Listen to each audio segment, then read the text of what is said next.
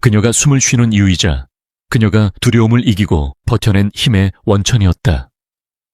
이탈리아의 작은 도시에서 홀로 5아이를 키우는 것은 기적에 가까운 일이었지만 그녀는 해냈다. 아침 식사 시간은 언제나처럼 유쾌한 혼돈이었다. 사나 시금치 편식하면 안 돼. 바다야, 우유 쏟지 않게 조심해. 들아, 별이 숟가락 좀 챙겨줘. 지우는 능숙하게 아이들의 식사를 챙기면서 동시에 자신의 출근 준비를 했다. 그녀의 움직임은 마치 잘 짜인 교향곡의 지휘자처럼 정확하고 빈틈이 없었다.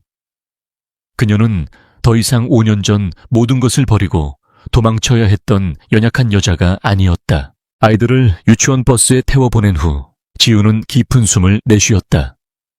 그리고 그녀가 향한 곳은 바로 서울의 심장부 거대하고 압도적인 위용을 자랑하는 신화그룹의 본사 빌딩이었다. 그 옆에 자리한 신화 아트 뮤지엄. 오늘이 그녀가 미술품 복원 전문가로서 공식적으로 출근하는 첫날이었다. 5년 만에 한국 땅을, 그것도 서울을 그리고 하필이면 신화의 영역을 다시 밟게 될 줄은 꿈에도 몰랐다. 신화그룹. 그 이름은 강지우에게 단순한 대기업 이상이었다. 그것은 그녀가 벗어나기 위해 모든 것을 걸었던 거대한 벽이자 그녀 삶의 가장 끔찍했던 하룻밤과 연결된 이름이었다. 그녀는 이탈리아에서 실력을 인정받아 세계적인 복원 전문가로 명성을 쌓았고 신화 뮤지엄 측에서 파격적인 조건으로 그녀를 스카우트했다. 익명으로 진행된 포트폴리오 심사 덕분에 강지우라는 이름이 5년 전 그 밤과 연결되리라고는 아무도 생각지 못했다. 뮤지엄의 유리문을 통과하는 순간 지우는 심장이 차갑게 내려앉는 것을 느꼈다. 공기마저 다른 것 같았다. 모든 것이 세련되고 호화로우며 차가운 권력의 향기를 풍기고 있었다. 그녀는 애써 표정을 감추고 복원 작업실로 향했다. 큐레이터와 간단한 인사를 나눈 후 그녀는 이번 프로젝트의 핵심인 조선 중기 화가에 잊혀졌던 산수화 앞에 섰다.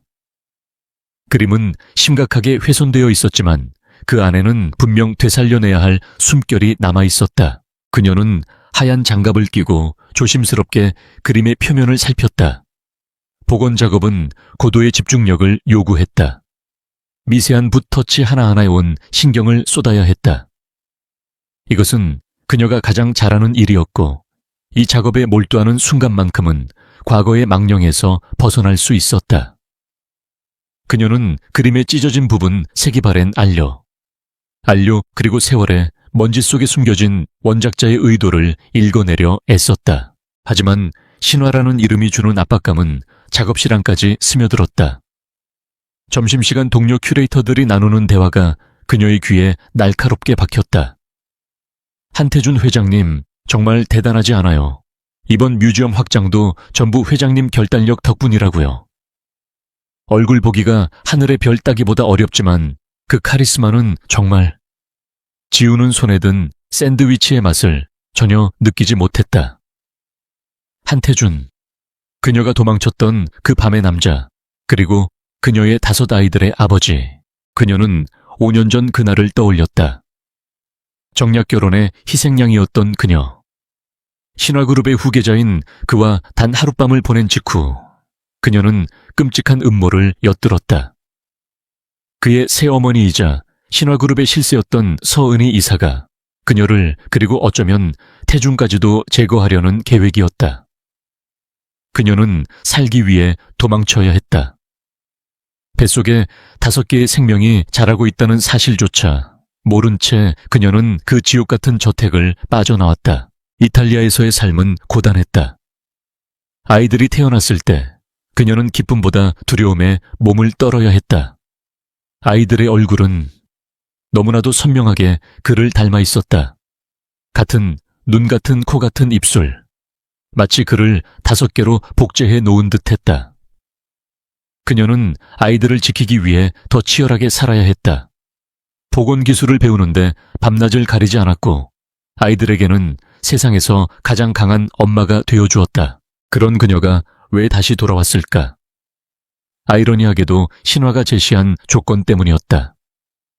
이번 프로젝트를 성공적으로 마치면 그녀는 이탈리아에 자신의 이름을 건 복원 스튜디오를 열 수 있는 막대한 자금을 확보하게 된다.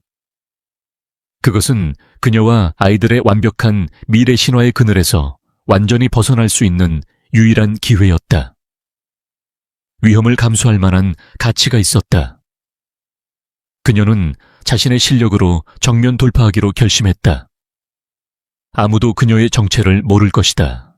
퇴근 시간이 다가오자 지우는 다시 굳은 결의를 다졌다. 작업복을 벗고 깔끔한 오피스룩으로 갈아입은 그녀는 더 이상 복원 전문가가 아닌 5아이의 엄마로 돌아갈 준비를 했다. 뮤지엄 로비를 가로지르는 그녀의 걸음걸이는 당당했다.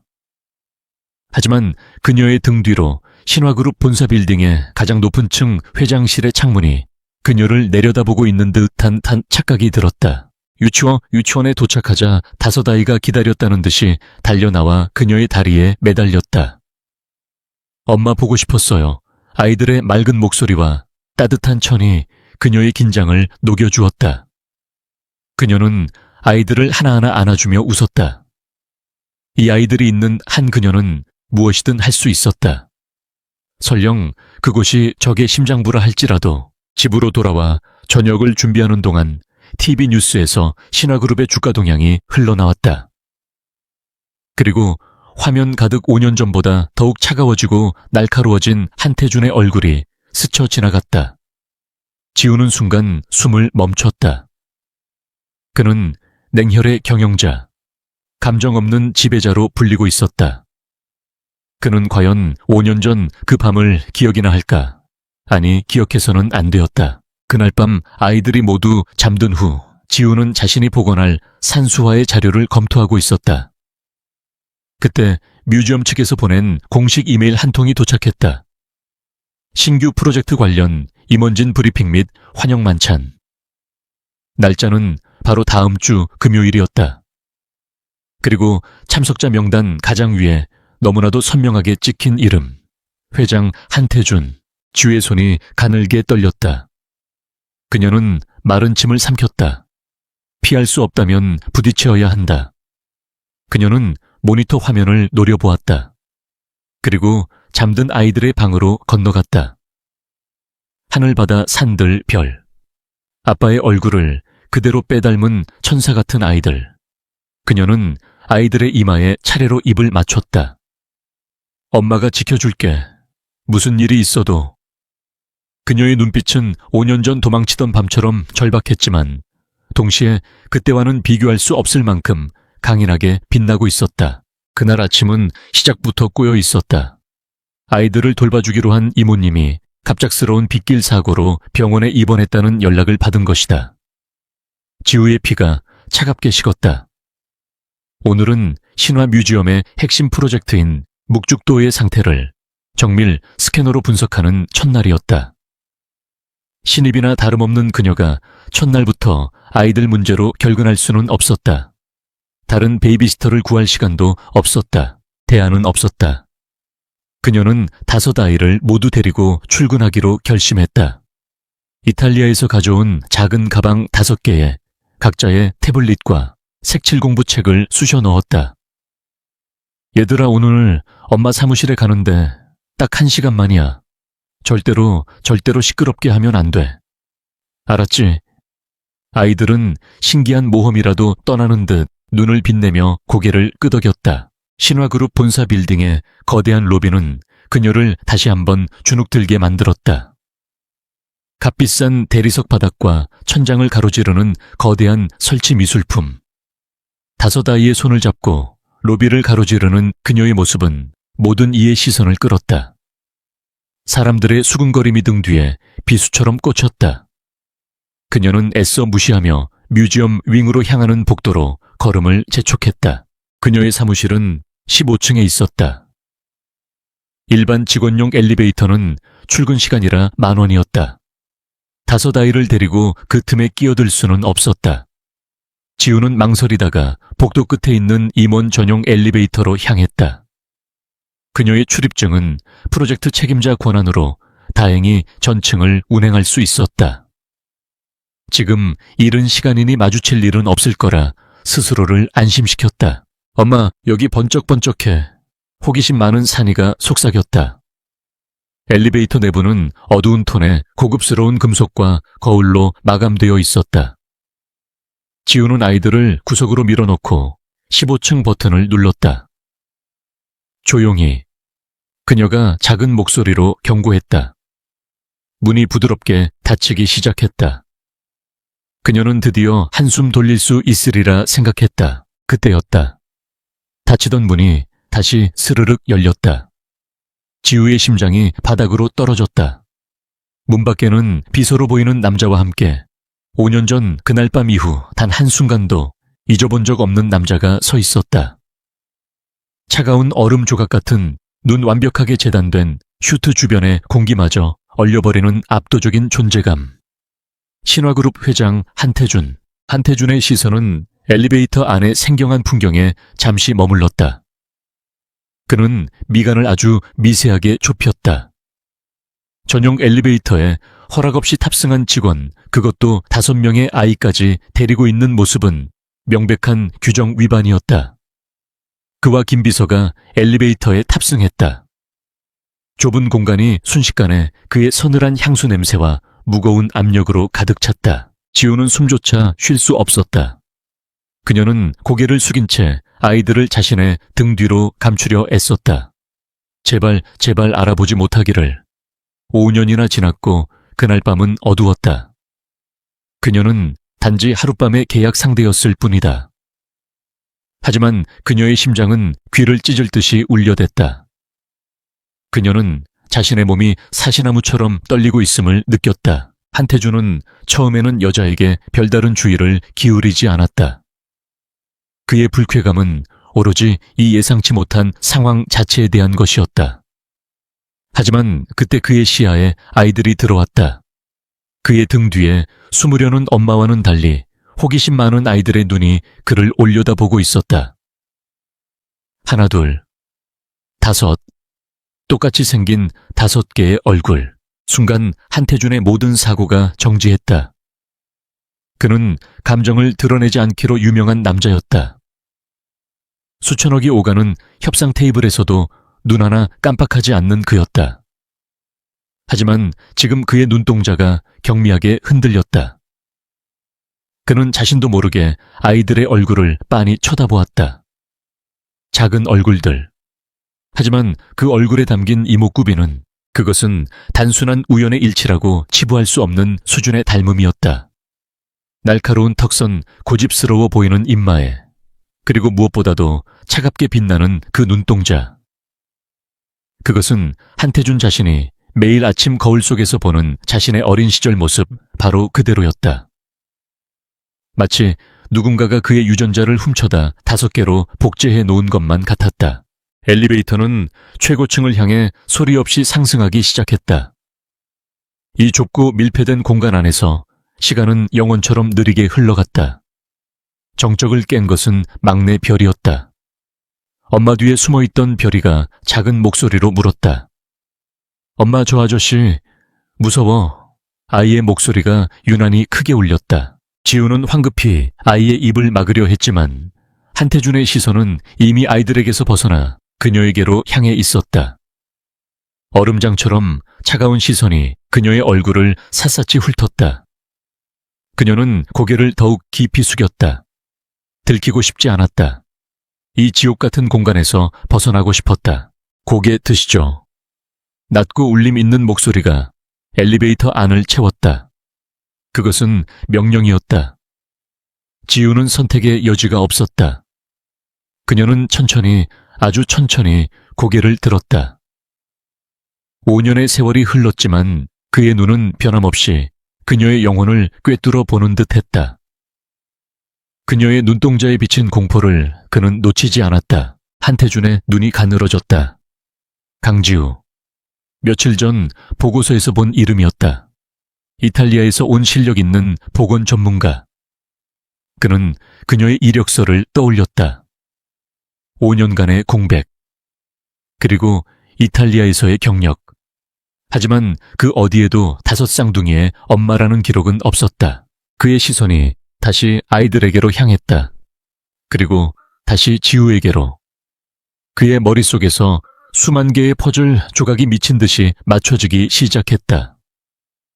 5년 전, 그가 유일하게 통제력을 잃었던 그 하룻밤. 정략 결혼 상대였던, 그러나 다음 날 아침 흔적도 없이 사라졌던 여자. 설마 김비서는 옆에서 식은땀을 흘리고 있었다. 그는 회장의 집무실에서 오래된 앨범을 본 적이 있었다. 한태준 회장의 어린 시절 사진. 지금 눈앞에 이 아이들은. 그는 감히 입을 열지 못하고 두 사람 사이에 보이지 않는 스파크를 지켜볼 뿐이었다. 그때 가장 용감한 하늘이가 엄마의 옷자락을 잡으며 말했다. 엄마, 괜찮아요. 이 아저씨가 엄마 화나게 했어요. 아이의 똘망똘망한 눈이 방어적으로 한태준을 노려보았다. 그 작은 얼굴에 서린 당돌함마저 그를 닮아 있었다. 한태준은 대답 대신 지우를 향해 한 걸음 다가섰다. 지우는 반사적으로 아이들을 품에 더 세게 끌어안았다. 그 방어적인 몸짓이 한태준의 의심에 불을 지폈다. 이 아이들, 그가 입을 열었다. 그의 목소리는 물기 하나 없이 건조했다. 몇 살이지? 지우의 입술이 파르르 떨렸다. 거짓말을 해야 했다. 하지만 무슨 거짓말을, 다 5살입니다. 목소리가 형편없이 갈라져 나왔다. 5살. 그 숫자가 한태준의 뇌리에 박혔다. 5년 전 그날 밤, 정확히 일치했다. 그의 표정은 여전히 무표정했지만 지우는 보았다. 그의 눈동자 깊은 곳에서 타오르는 격렬한 분노와 혼란의 불꽃을. 그는 모든 것을 알아차린 것이다. 이 좁은 상자 안에서 그녀가 5년간 지켜온 비밀이 산산조각 나고 있었다. 띠띵. 경쾌한 알림음과 함께 엘리베이터 문이 열렸다. 15층이었다. 지우는 구명보트를 만난 사람처럼 아이들을 거칠게 밀어내며 엘리베이터에서 내렸다. 죄송합니다. 실례했습니다. 그녀는 뒤도 돌아보지 않고 복도를 향해 거의 도망치듯 달려갔다. 한태준은 움직이지 않았다. 그는 닫히는 문틈 사이로 5 아이를 이끌고 황급히 사라지는 여자의 뒷모습을 노려보았다. 문이 완전히 닫히고 엘리베이터는 다시 최고층을 향해 올라가기 시작했다. 고요함이 내려앉은 엘리베이터 안. 김비서는 감히 상사의 얼굴을 쳐다보지 못했다. 한태준은 거울에 비친 자신의 얼굴을 바라보았다. 방금 전 아이들의 얼굴이 그 위로 겹쳐졌다. 그는 주먹을 세게 쥐었다. 뼈마디가 하얗게 변했다. 최고층에 도착해 문이 열렸다. 한태준은 성큼성큼 집무실로 걸어 들어갔다. 그는 책상 앞에 서서 통유리창 밖에 서울 정영을 내려다보았다. 김비서, 네 회장님. 김비서의 목소리가 긴장으로 떨렸다. 강지우, 지금 당장 5년간의 모든 행적을 알아내. 이탈리아에서 뭘 했는지, 언제 아이들을 낳았는지. 그리고 그가 잠시 말을 멈췄다. 그 아이들 내 친자 확인 검사 당장 준비해. 한태준은 집무실로 돌아오자마자 책상 위에 서류 더미를 손으로 쓸어버렸다. 종이들이 바닥으로 폭포처럼 쏟아졌지만 그의 내면에서 들끓는 혼돈에 비하면 아무것도 아니었다. 그는 통유리창 앞에 서서 방금 전 엘리베이터에서의 만남을 복기했다. 그 여자의 창백한 얼굴겁에 질린 눈동자. 그리고 그 아이들, 자신을 복제한 듯한 5개의 얼굴. 김비서. 그가 인터폰을 눌렀다. 목소리는 얼음장처럼 차가웠지만 그 안에는 미세한 떨림이 숨겨져 있었다. 잠시 후 김비서가 긴장한 얼굴로 들어섰다. 강지우, 5년 전 나와 결혼 등록을 했던 그 여자. 지금 신화뮤지엄에서 일하고 있어. 김비서는 이미 알고 있다는 듯 고개를 숙였다. 한태준은 돌아섰다. 그의 눈은 맹수처럼 번뜩였다. 그 여자의 지난 5년간의 행적, 이탈리아에서 뭘 했는지, 누구를 만났는지, 그리고 그 아이들. 언제 어디서 나왔는지 24시간 주지. 내가 가진 모든 자원을 동원해서라도 알아내. 그의 명령은 절대적이었다. 의심은 이미 확신으로 변해가고 있었다. 그는 5년 전 그날을 떠올렸다. 아버지의 강요로 이루어진 정략 결혼. 얼굴도 제대로 기억나지 않는 여자와의 하룻밤. 그리고 다음날 아침 여자는 연기처럼 사라졌다. 그는 모욕감을 느꼈지만 동시에 자유로워졌다고 생각했다. 하지만 지금 그 하룻밤의 대가가 눈앞에 나타난 것이다. 그것도 5명의 아이라는 상상조차 할 수 없는 형태로. 김 비서는 즉시 움직였다. 신화그룹의 정보팀은 국가정보원 못지않았다. 이탈리아의 사설탐정, 이민국의 기록, 병원 출생, 증명서. 단 몇 시간 만에 정보의 조각들이 모이기 시작했다. 강지우는 5년 전 이탈리아 로마로 출국했다. 그리고 정확히 9개월 후 한 작은 도시의 병원에서 5아이의 출생 신고가 접수되었다. 하늘, 바다, 산들, 별. 한편 15층 보건실에 도착한 강지우는 문을 잠그자마자 바닥에 주저앉았다. 다리가 후들거려 서 있을 수조차 없었다. 아이들이 겁에 질린 눈으로 엄마를 바라보았다. 엄마 괜찮아요. 아까 그 아저씨 누구예요? 첫째 하늘이가 용기를 내어 물었다. 지우는 아이들을 끌어안았다. 그녀의 심장은 통제불능 상태로 날뛰고 있었다. 들켰다. 완벽하게 들켰다. 한태준, 그 남자의 눈빛은 모든 것을 꿰뚫어 보고 있었다.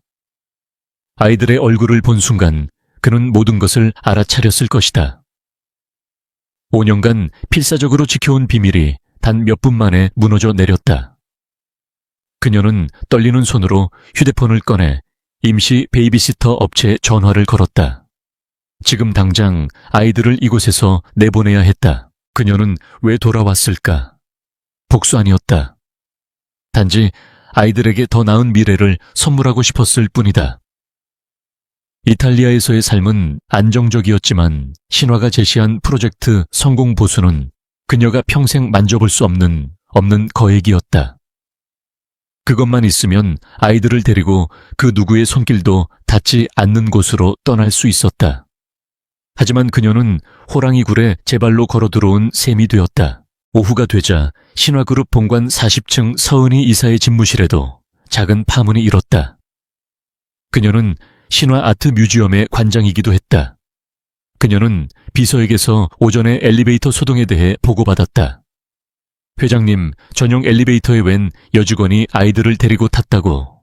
그녀는 우아하게 찻잔을 들며 물었다. 서은이는 한태준의 새어머니였지만 사실상 신화그룹의 막후 실세였다. 한태준의 아버지가 세상을 떠난 후 그녀는 자신의 아들, 즉 한태준의 이복동생을 후계자로 앉히기 위해 호시탐탐 기회를 노리고 있었다. 한태준의 냉철한 경영 능력은 그녀에게 가장 큰 장애물이었다. 그 여직원 이름이 뭐라고 했지? 강지우라고 합니다. 이번에 이탈리아에서 새로 스카우트한 보건 전문가라고 합니다. 비서의 대답에 서은희의 손이 순간 멈칫했다. 강지우, 낯익은 이름이었다. 5년 전 자신이 직접 골랐던 한태준의 정략 결혼 상대. 순진하고 배경도 없어서 이용하고 버리기 딱 좋은 여자라고 생각했다. 그런데 그 여자가 돌아왔다고 서은희는 애써 태연한 표정을 지었다. 그래, 뮤지엄 프로젝트에 관심이 많으신가 보네, 우리 회장님께서. 평소에는 예술품이라면 먼지 취급을 하시더니. 그녀의 목소리에는 가시가 돋쳐 있었다. 그녀는 즉시 다른 비서 라인을 가동시켰다. 강지우라는 직원 신상 명세와 이탈리아에서의 활동 내역 자세히 알아봐. 의혹의 씨앗은 그렇게 신화그룹의 두 정점 한태준과 서은희의 마음속에 동시에 뿌려졌다. 한태준의 의심이 분노와 소유욕에 기반한 것이라면 서은희의 의심은 자신의 계획이 틀어질지도 모른다는 차가운 불안감에서 비롯되었다. 그날 밤 한태준은 집무실을 떠나지 못했다. 그의 모니터에는 강지우의 인사 파일이 띄워져 있었다. 5년 전 결혼식도 없이 서류상으로만 부부가 되었던 그날의 기록. 그리고 5년 후 세계적인 보건 전문가가 되어 돌아온 그녀의 이력서. 그 사이에 5년은 안개처럼 흐릿했다. 김 비서가 중간 보고를 위해 들어왔다. 회장님, 이탈리아 병원 기록을 확인했습니다. 강지우 씨가 5 쌍둥이를 출산한 것이 맞습니다. 출산 예정일은 저희가 추정한 날짜와 정확히 일치합니다. 한태준의 턱 근육이 꿈틀거렸다. 그는 더 이상 물을 필요도 없었다. 그 아이들은 자신의 아이들이었다.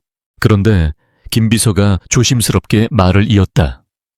강지우 씨가 이탈리아에서 보건기술을 배운 학교가 서은희 이사님께서 후원하시는 재단과 연관이 있는 것으로 보입니다. 한태준의 눈이 가늘어졌다.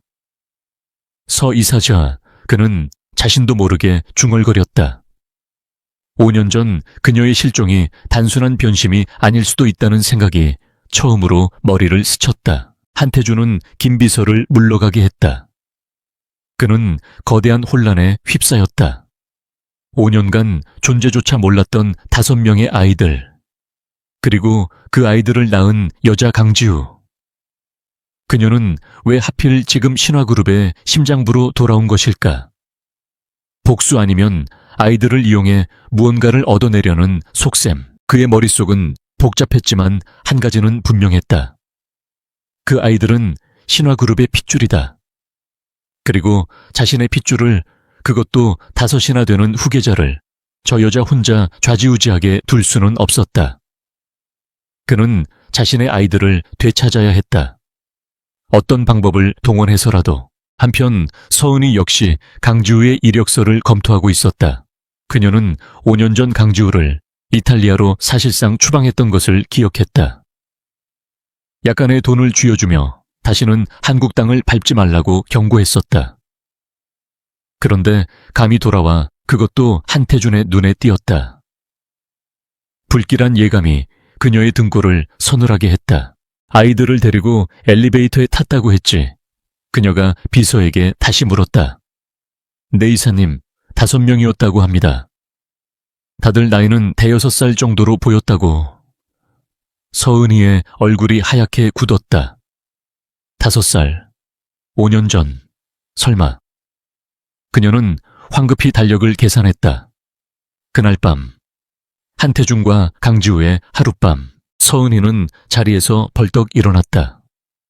만약 그 아이들이 한태준의 아이들이라면 자신의 아들이 신화를 물려받으려던 모든 계획이 수포로 돌아가는 것이었다. 상속 서열이 완전히 뒤바뀌는 문제였다. 안 돼. 절대로 그렇게 둘 수 없어. 그녀는 창밖의 어두운 도시를 노려보며 중얼거렸다. 강지우, 네가 감히 내 앞길을 막아 5년 전에 끝내지 못한 일을 마저 처리해야겠구나. 거대한 폭풍이 몰려오고 있었다. 한태준의 집무실은 폭풍 전야의 고요함 그 자체였다. 그는 24시간을 기다리지 않았다. 아니, 기다릴 수 없었다. 엘리베이터 문이 닫히는 순간부터 신화그룹의 모든 정보 라인이 가동되었다. 강지우가 아이들을 데리고 보건실로 사라진 지 불과 3시간 만에 김 비서가 긴급히 회장실로 들어섰다. 그의 손에는 얇은 서류 봉투가 들려 있었다. 강지우 씨가 아이들을 잠시 달래기 위해 보건실 탕비실에서 사용했던 종이컵과 빨대를 확보했습니다. 김 비서의 보고는 빠르고 정확했다.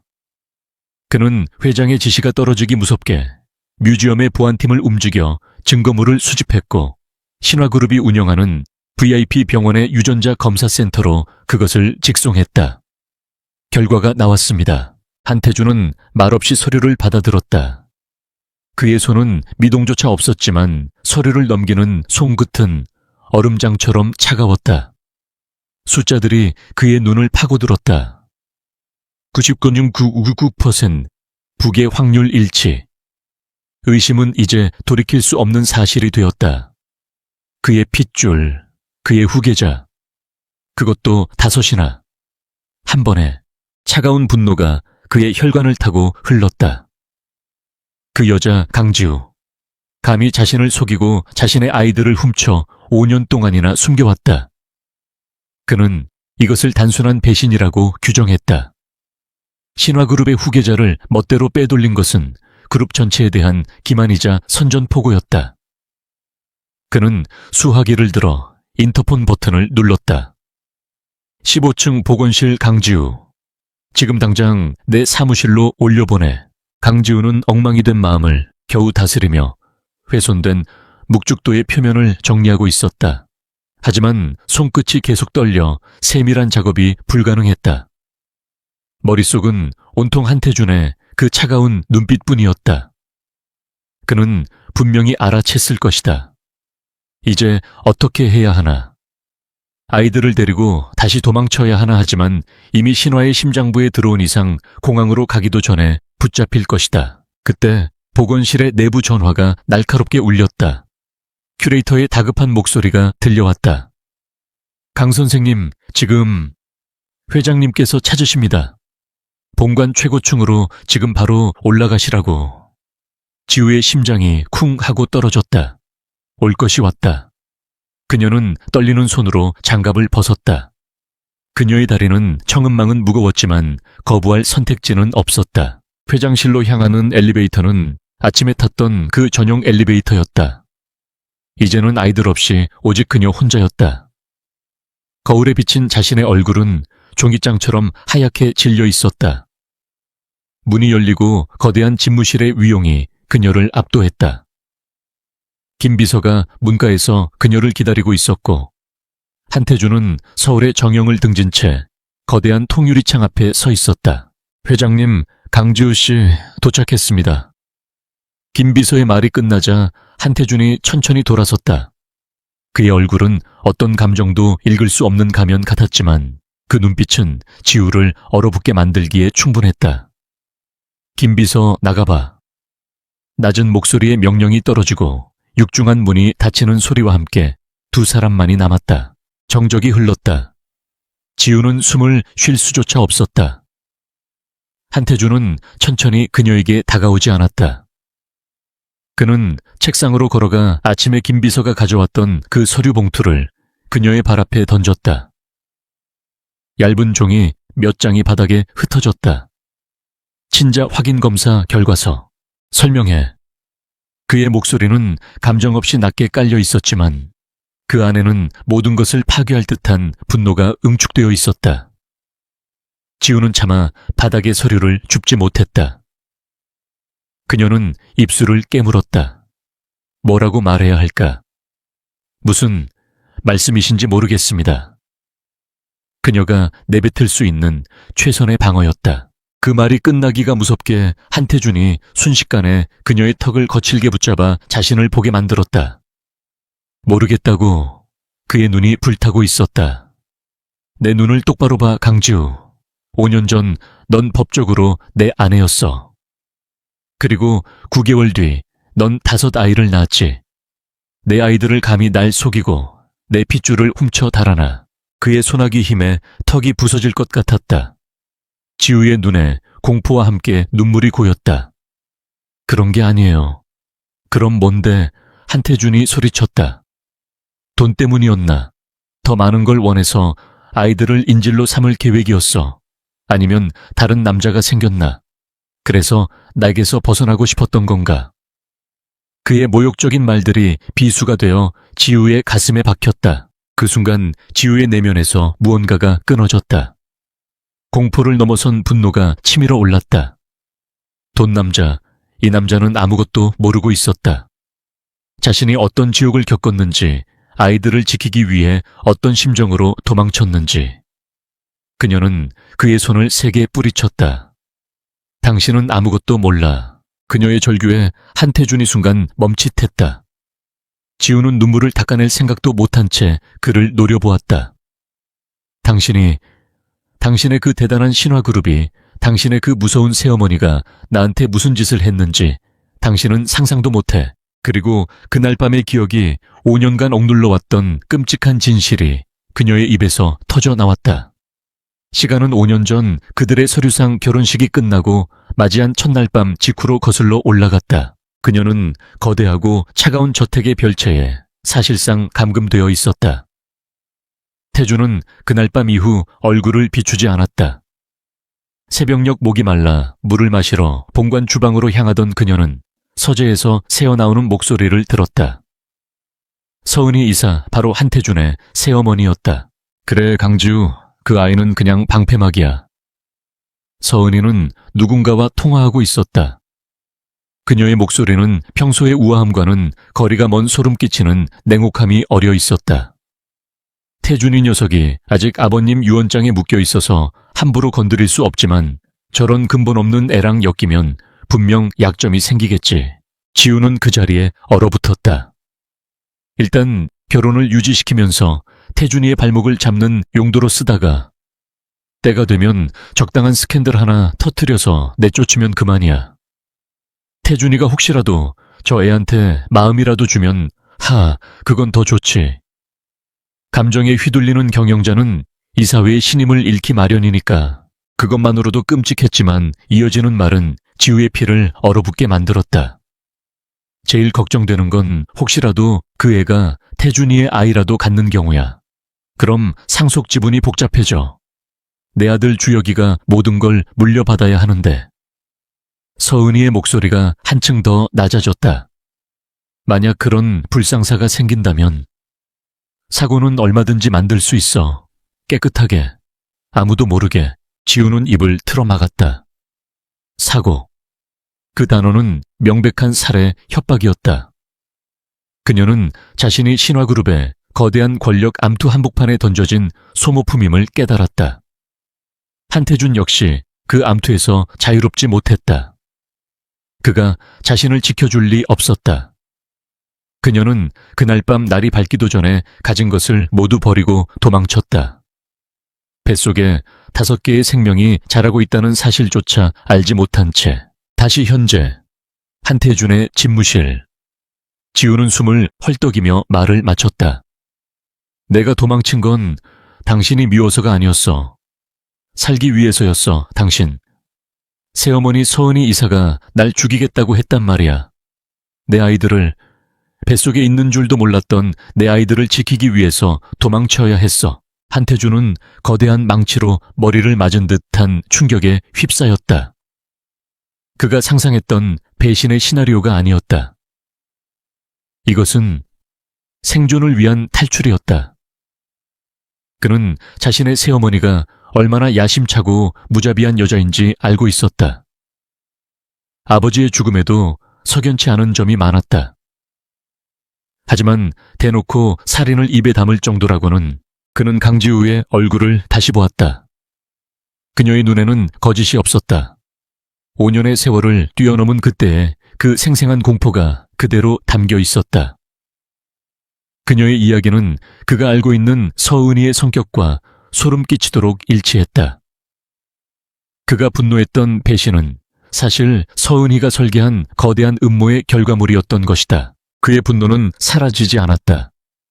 하지만 그 방향이 바뀌었다. 강지우를 향했던 분노는 이제 이 모든 비극을 연출한 서은이에게로 향했다. 그리고 동시에 5년간 홀로 아이들을 지켜낸 이 작은 여자에 대한 복잡 미묘한 감정이 싹 텄다. 난 아이들을 지켜야 했어. 지우가 흐느꼈다. 당신은 그때 그 여자의 소나기에 있었잖아. 내가 어떻게 당신을 믿어 5년 동안. 나 혼자 아이들을 지켰어. 그 애들은 내 전부야. 아무도 못 데려가. 한태준은 대답 대신 흩어진 DNA 검사 결과서를 주워들었다. 그는 종이를 반듯하게 정리해 책상 위에 올려놓았다. 그리고 차갑게 선언했다. 그 애들은 그가 지우를 응시했다. 내 아이들이기도 해. 그 말은 질문이 아닌 보배앗을 쇠앗을 수 없는 사실의 통보였다. 이제부터 넌 내 시야 안에 있어. 아이들도 마찬가지고 서은이로부터 그리고 그 누구로부터도. 서은이 이사의 집무실은 늘 그렇듯 그 난초향으로 가득 차 있었지만 그날따라 공기는 유난히 차가웠다. 그녀는 방금 보고받은 사설 탐정의 파일을 덮었다. 한태준이 엘리베이터에서 그 여자와 아이들을 마주쳤다는 보고를 받은 직후 그녀는 즉시 이탈리아에 사람을 풀었다. 한태준의 DNA 검사 결과 따위는 필요 없었다. 그녀에게 필요한 것은 확인 사살이었다. 파일 속에는 강지우가 이탈리아의 작은 병원에서 5아이를 출산한 기록, 그리고 그 아이들이 유치원에서 뛰어노는 사진들이 담겨 있었다. 아이들의 얼굴.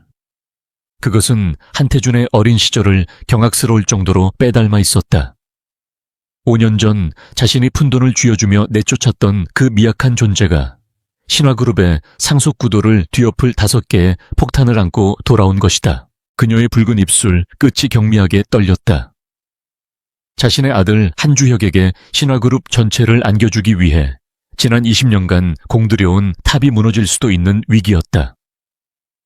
한태준은 이미 아이들의 존재를 알았다. 그렇다면 아이들을 직접적으로 해치는 것은 한태준을 자극해 역효과를 낳을 뿐이다. 목표는 아이들이 아니라 아이들의 유일한 보호막인 강지우여야 했다. 그녀는 강지우를 무너뜨릴 방법을 냉정하게 분석했다.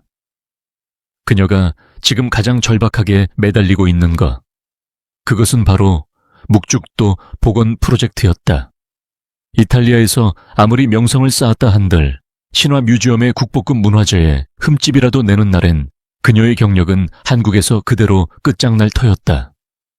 서은희는 뮤지엄 관장으로서 그럴 권한이 충분했다. 그녀는 비서를 불렀다. 강지우 복원사 작업 환경에 부족한 건 없는지 세심하게 챙기세요. 그녀의 목소리는 인자했다. 특히 약품이나 도구 관리는 철저해야겠죠. 아주 작은 실수도 용납될 수 없으니까. 비서는 그녀의 의도를 파악하지 못한 채 고개를 숙였다.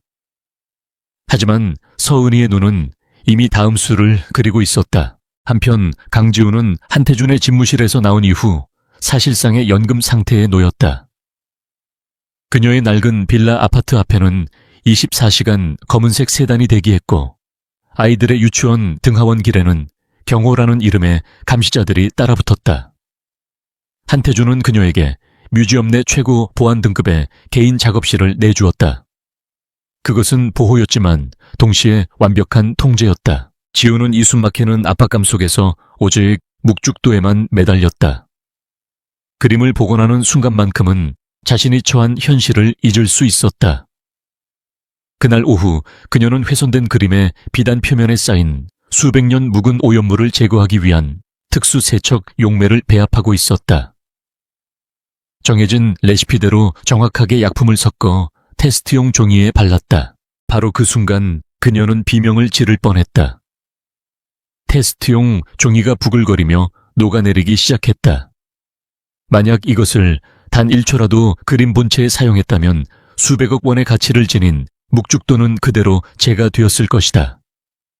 누군가가 그녀의 세척 용매 원액이 담긴 병에 강력한 산성 물질을 섞어 놓은 것이다.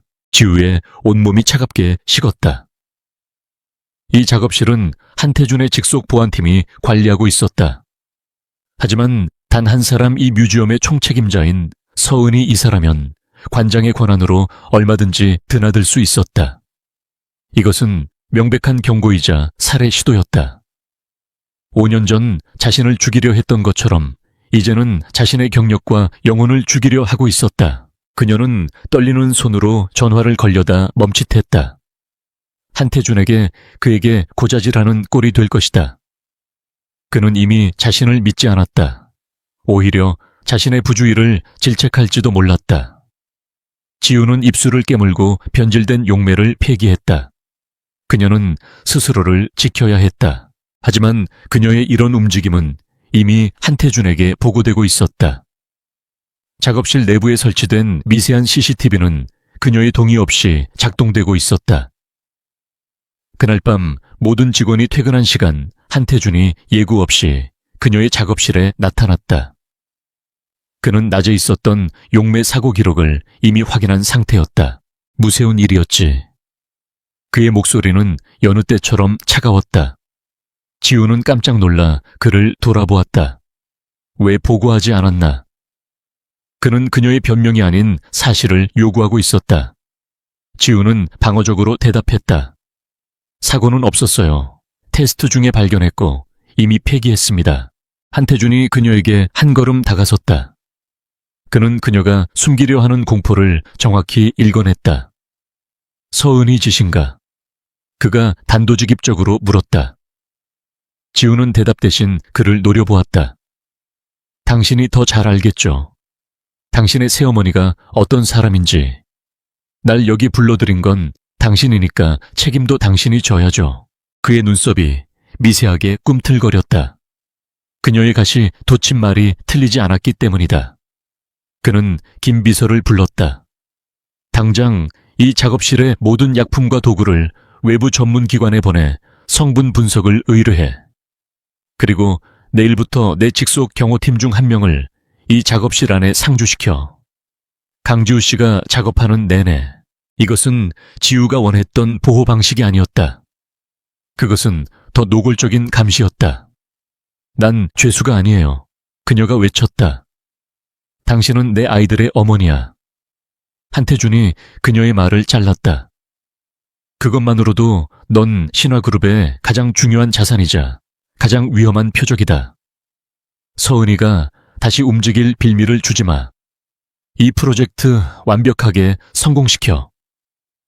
그의 말은 차가웠지만 그 안에는 실패해서는 안 된다는 기묘한 공동의 목표가 담겨 있었다. 서은이는 자신의 첫 번째 시도가 한태준의 철통 보안에 막혔다는 것을 깨달았다. 물리적인 방해가 어렵다면 심리적인 공격으로 방향을 틀어야 했다. 그녀는 뮤지엄 내부의 가십을 이용하기로 했다. 그녀는 영향력 있는 큐레이터들과의 티타임에서 은근슬쩍 화두를 던졌다. 강지우 씨 실력은 좋다지만 좀 불안정해 보이지 않아요. 글쎄, 얼마 전에는 아이들을 5이나 데리고 회장님 엘리베이터에 탔다지 뭐예요. 회장님께서 특별히 이탈리아에서 모셔왔다고 하던데 너무 과한 대우가 아닌가 싶기도 하고 소문은 바이러스처럼 퍼져나갔다. 강지우는 순식간에 회장과의 부적절한 관계로 낙하산 인사가 된 아이, 5 달린 불안정한 여자가 되어 있었다. 직원들의 노골적인 시선과 수군거림이 그녀를 찔러댔다. 그녀의 전문성은 폄하되었고 그녀의 모성은 조롱거리가 되었다. 지우는 작업실에 스스로를 가두고 버텼다. 하지만 며칠 뒤 한태준이 그녀를 호출했다. 이번에는 그의 집무실이 아닌 뮤지엄의 공식 기자 간담회장이었다. 묵죽도 복원 프로젝트의 진행 상황을 알리는 자리였다. 서은의 역시 관장 자격으로 단상에 앉아 있었다. 한태준은 단상에 올라 마이크를 잡았다. 그는 모인 기자들을 둘러보며 말했다. 신화 뮤지엄은 이번 프로젝트를 위해 세계 최고를 선택했습니다. 그리고 그는 객석에 앉아있던 지우를 향해 손짓했다. 복원 책임자인 강지우 전문가를 이 자리로 모시겠습니다. 직접 브리핑을 듣죠. 모든 카메라 플래시가 그녀에게 터졌다. 서은이의 얼굴이 순간 굳어졌다. 이것은 계획에 없던 일이었다. 지우는 떨리는 다리로 단상에 올랐다. 하지만 묵죽도의 복원 과정이 담긴 슬라이드가 스크린에 켜지자 그녀의 눈빛이 변했다. 그녀는 더 이상 도망자나 스캔들의 주인공이 아니었다. 그녀는 훼손된 그림의 상태와 자신이 개발한 혁신적인 복원 기법에 대해 열정적으로 그리고 완벽하게 설명했다. 그녀의 전문성과 자신감은 그 어떤 소문도 압도할 만큼 강력했다. 한태준은 그런 그녀를 무표정하게 바라보고 있었다. 브리핑이 끝나자 한태준은 다시 마이크를 잡았다. 강지우 책임은 신화가 보증하는 전문가입니다. 근거 없는 소문으로 프로젝트의 명예를 훼손하는 일이 없길 바랍니다. 그것은 서은이를 향한 명백한 경고였다.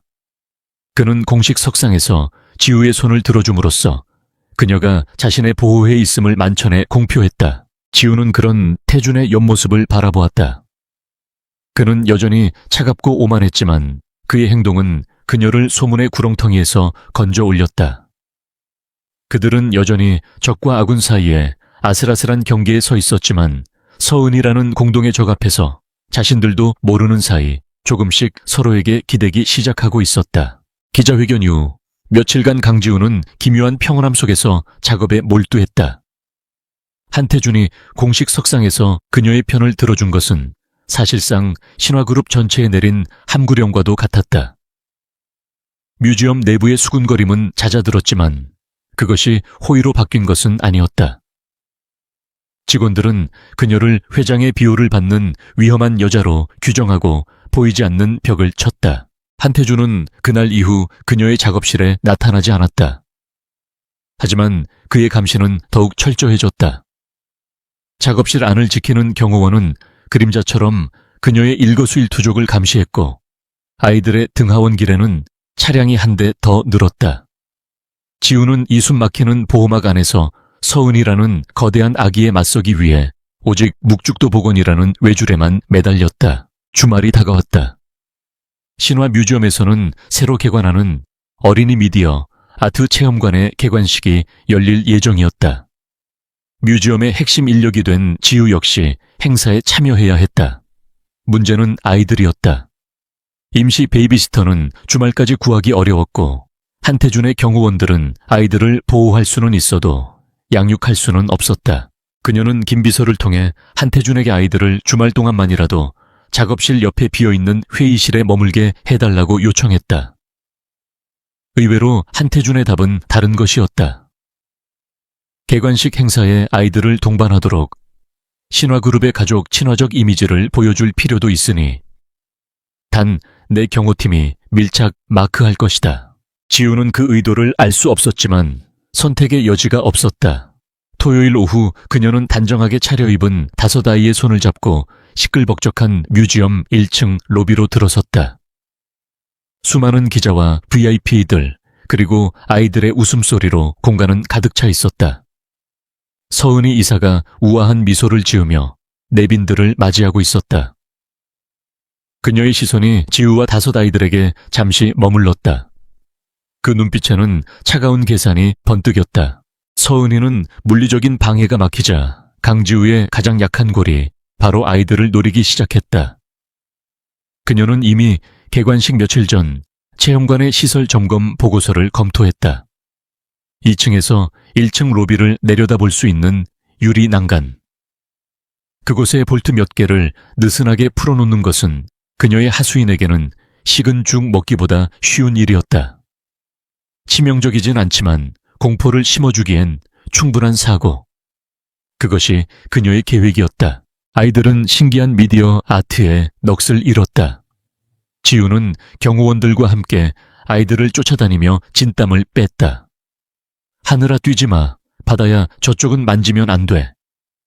그녀는 잠시 한눈을 팔 수가 없었다. 한태준은 행사에 모습을 드러내지 않았지만 지우는 그가 어딘가에 CCTV를 통해 이 모든 것을 지켜보고 있으리라 확신했다. 사고는 순식간에 일어났다. 가장 호기심 많고 활발한 산이가 1층 로비에 거대한 키네틱 아트 조형물을 더 잘 보고 싶어 했다. 그는 인파를 뚫고 2층 전망대 난간으로 달려갔다. 산하 위험의 이리와 지우가 다급하게 외쳤지만 아이는 이미 강화유리 난간에 몸을 기대고 있었다. 그 순간 서은이가 미리 손을 써둔 난간의 고정 볼트가 무게를 이기지 못하고 터져나갔다. 끼익건하는 금속성 파열음과 함께 산이가 몸을 기댔던 유리 패널 전체가 앞으로 기울어졌다. 엄마, 산이의 비명이 로비 전체에 울려 퍼졌다. 아이는 중심을 잃고 기울어진 난간 너머 5m 아래의 대리석 바닥으로 추락하기 시작했다. 강지우의 세상이 하얗게 변했다. 그녀는 아이의 이름을 부르며 몸을 날렸지만 거리가 너무 멀었다. 모든 것이 슬로우 모션처럼 흘러갔다. 사람들의 비명 흩어지는 샴페인 잔, 그리고 서은이의 입가에 맺힌 희미한 미소. 바로 그때였다. 행사장 구석 VIP 전용 엘리베이터 문이 폭발하듯 열렸다. 한태준이었다. 그는 개관식을 최고층 집무실의 모니터로 지켜보고 있었다. 아이들의 얼굴이 화면에서 사라지고 난간이 무너지는 것을 본 순간 그는 이미 몸을 날린 후였다. 그의 속도는 인간의 것이라고 믿기 어려울 정도였다. 그는 인파를 짐승처럼 해치고 나갔다. 그의 눈은 오직 추락하는 작은 몸체에 고정되어 있었다. 그는 아이가 바닥에 부딪히기 직전 몸을 던져 슬라이딩하며 아이를 품에 안아 굴렀다. 쿠당탕 거대한 충격음과 함께 두 사람이 바닥을 굴렀다. 정적이 흘렀다. 모든 음악과 웃음소리가 멎었다. 한태준은 거친 숨을 몰아쉬며 아이를 품에 안은 채 상체를 일으켰다. 아이 산이는 극도의 공포에 질려 울음조차 터뜨리지 못하고 아빠의 슈트를 움켜쥐고 있었다. 다행히 태준이 충격을 흡수한 덕에 아이는 크게 다치지 않은 듯했다. 하지만 태준의 팔꿈치와 어깨에서는 검은 슈트가 찢어져 피가 배어 나오고 있었다. 지우가 뒤늦게 달려와 무너져 내렸다. 산아 괜찮아. 어디 다친 데 없어. 그녀는 아이를 품에 안으려 했지만 한태준은 아이를 놓아주지 않았다. 그는 아이를 자신의 품에 단단히 고정한 채 일어섰다. 그리고 그의 시선은 얼어붙은 경호팀장에게로 향했다. 상황. 그의 목소리는 분노로 인해 쇳소리처럼 갈라져 나왔다. 평소의 냉정함은 온데간데 없었다. 그것은 모든 것을 찢어밟길 듯한 원초적인 야수의 분노였다. 누가 이따위로 설치했지. 서은이가 황급히 다가왔다. 회장님, 이게 무슨... 괜찮으세요? 아이는 그녀가 걱정스러운 척 아이에게 손을 뻗었다. 한태준이 그녀의 손을 거칠게 쳐냈다. 손대지 마. 그의 흉흉한 기세에 서은이가 움찔 물러섰다. 한태준은 주변의 모든 기자와 VIP들을 마치 존재하지 않는 것처럼 무시했다. 그는 울음을 터뜨린 나머지 내 아이와 넋이 나간 지우를 향해 외쳤다. 따라와. 그는 산이를 아는 채 조금 전 자신이 튀어나왔던 엘리베이터로 성큼성큼 걸어갔다. 신화그룹 전체가 발칵 뒤집혔다. 냉혈한으로 소문난 한태준 회장이 아이를 구하기 위해 몸을 던졌다. 그것도 강지우 보건사의 아이를. 그가 아이를 안고 있던 모습, 그 살벌한 눈빛은 상사나 회장의 것이 아니었다. 그것은 명백히 자신의 새끼를 지키는 아버지의 모습이었다. 최고층 회장실에 도착하자마자 대기하고 있던 주치의가 산이의 상태를 살폈다. 다행히 가벼운 타박상 외에는 큰 부상이 없었다. 태준은 그제야 아이를 소파에 앉히고는 피가 흐르는 자신의 팔을 내려다보았다. 김비서, 네 회장님, 오늘부로 저 5 아이들 신화그룹 후계자 1순위 프로토콜로 격상한다. 네 회장님, 하지만 그건 공식적인 내 아이들이다. 한태준이 김비서의 말을 잘랐다. 서은이 이사를 포함해 오늘 개관식 관련자 전원 출국 금지시키고 감찰에 착수해. 난간 설계도 시공사 안전점검 기록 CCTV 단 하나도 빠짐없이. 그는 지우를 돌아보았다. 그녀는 여전히 충격에서 벗어나지 못한 채 떨고 있었다. 당신 집 더 이상 안전하지 않아. 서은이가 아이들에게까지 손을 댔어. 지우가 고개를 들었다. 그럼 어떻게 해야 하죠? 그녀의 목소리는 절박했다. 한태준은 자신의 찢어진 셔츠 소매를 뜯어내며 말했다. 오늘부로 당신과 아이들 전원 이 빌딩 펜트하우스로 거처를 옮긴다. 네, 그건 말도 안 돼요. 내 통제권 안에서 단 한 발짝도 나갈 수 없다는 뜻이야. 아이들을 지키고 싶다면 내 방식을 따라. 이것은 협상이 아닌 통보였다. 지우는 반박할 수 없었다. 서은이의 마수가 아이들에게 뻗친 이상 그녀에게는 한태준이라는 방패가 필요했다. 신화그룹 본사 빌딩 최상층 펜트하우스의 생활은 숨막히는 호사스러움 그 자체였다. 거대한 통유리창 너머로 서울의 야경이 보석처럼 펼쳐졌지만 강지우에게는 세상에서 가장 화려한 감옥처럼 느껴졌다.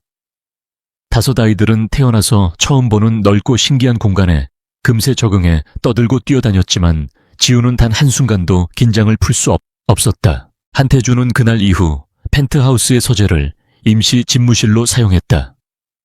그는 밤낮을 가리지 않고 김 비서와 보안팀장들을 불러 모아 회의를 거듭했다. 뮤지엄 난간 사고는 서은희를 향한 전면전의 신호탄이었다. 그는 더 이상 새어머니라는 이름에 얽매이지 않기로 결심했다. 그의 분노는 아이를 향한 보호 본능을 넘어 과거의 의욕까지 파헤치는 집요함으로 변모했다. 난간 시공업체 서류상으로는 완벽합니다. 안전점검도 통과했고요. 하지만 현장에서 수거한 볼트에서 인위적인 마모 흔적을 발견했습니다. 보안팀장이 보고했다. CCTV는 그 구간에서 정확히 5분간 사각지대가 발생했습니다. 내부 전력 시스템을 조작한 흔적입니다. 명백히 의도된 사고입니다.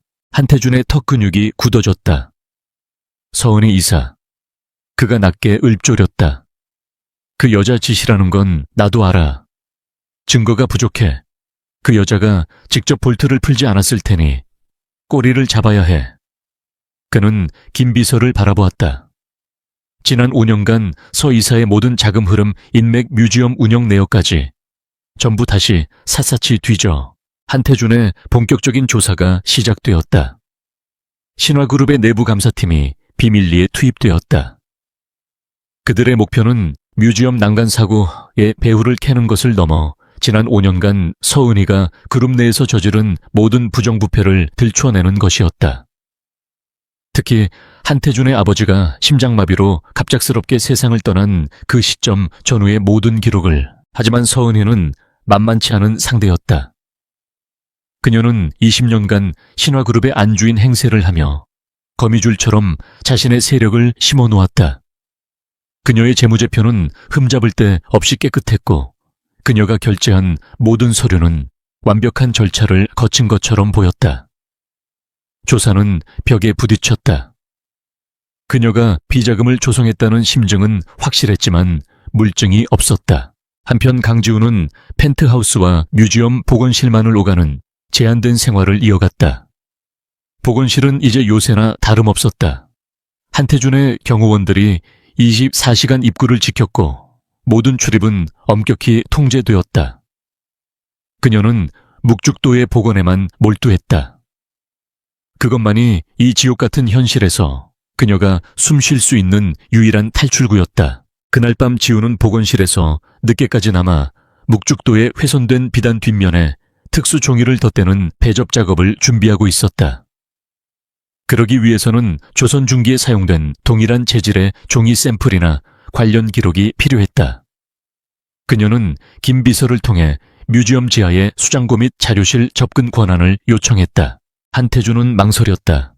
수장고는 뮤지엄의 심장이자 서은희의 완벽한 통제에 있는 영역이었다. 하지만 묵죽도 프로젝트는 한태준이 직접 강지우의 전문성을 보증하며 밀어붙인 일이었다. 그녀의 요청을 거절할 명분이 없었다. 그는 자신의 직속 경호원 2명을 대동하는 조건으로 접근을 허가했다. 서은희에게는 프로젝트의 원활한 진행을 위한 회장 직권이라고 통보했다. 깊은 밤 지우는 무거운 철문을 지나 서늘한 공기가 감도는 지하 수장고로 들어섰다. 수백 년 된 고서화와 유물들이 완벽한 항곤 항습 상태로 보관되어 있었다. 경호원들이 입구를 지키는 사이 그녀는 자료실에서 필요한 데이터를 찾기 시작했다. 그녀의 눈은 단순한 자료 검색을 넘어 보건 전문가 특유의 날카로운 관찰력으로 모든 것을 훑고 있었다. 그녀는 필요한 자료를 찾던 중 최근 몇 년간의 미술품 수집 기록 파일에 시선이 멈췄다. 서은희 관장의 이름으로 결제된 고가의 미술품 구매 목록이었다. 대부분 유럽이나 홍콩의 경매를 통해 거액에 사들인 작품들이었다. 지우는 직업적인 호기심에 몇몇 작품의 고화질 이미지 파일을 열어보았다. 그때 그녀의 눈이 한 그림에 고정되었다. 18세기 프랑스 로코코 시대의 풍경화. 마리 드발리의 후작 부인의 정원이라는 제목의 작품이었다. 공식 기록에는 작자 미상이나 당대 최고의 화풍을 따른 걸작으로 분류되어 있었고 구매가는 무려 3천만 달러에 달했다. 하지만 지우는 그림을 보자마자 위화감을 느꼈다. 그녀는 이미지를 극한까지 확대했다. 그림 속 하늘을 표현한 푸른색 안료. 그것은 코발트 블루였다. 지우의 심장이 차갑게 내려앉았다. 코발트 블루는 1883년에 발견되어 19세기 초부터 본격적으로 사용된 안료였다.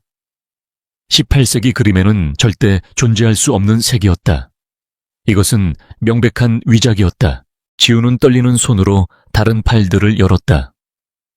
중국 송대의 것이라던 산수화에서는 20세기 초에 개발된 인공석체가 발견되었고, 르네상스 시대 초상화라던 작품의 캔버스 뒷면에서는 현대적인 스테이플러 자국이 희미하게 보였다.